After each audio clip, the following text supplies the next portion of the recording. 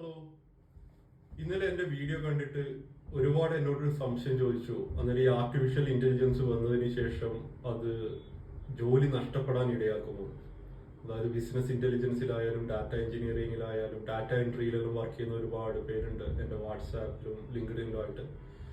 അതിൽ ഒന്നിലധികം പേര് എന്നോട് ചോദിച്ച സംശയം ഇത് അവരുടെ ജോലിയെ എങ്ങനെ ബാധിക്കുന്നുള്ളതാണ്.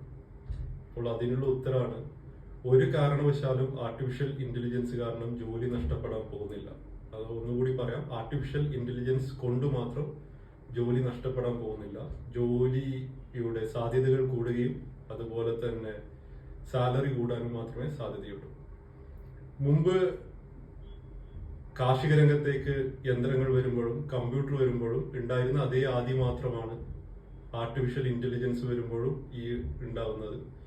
ആർട്ടിഫിഷ്യൽ ഇന്റലിജൻസ് നമ്മൾ പലരും ചെയ്യുന്നതിനേക്കാളും നന്നായിട്ട് അതിന് ചില കാര്യങ്ങൾ വർക്ക് ചെയ്യാൻ പറ്റുമെങ്കിലും ആരുടെയും ജോലിയെയും ആരുടെയും ഇപ്പോഴുള്ള സ്കിൽ സെറ്റിനെയും അത് കളയാൻ പോകുന്നില്ല. കൂടുതൽ അവസരങ്ങൾ വരാൻ പോകുന്നതേ ഉള്ളൂ.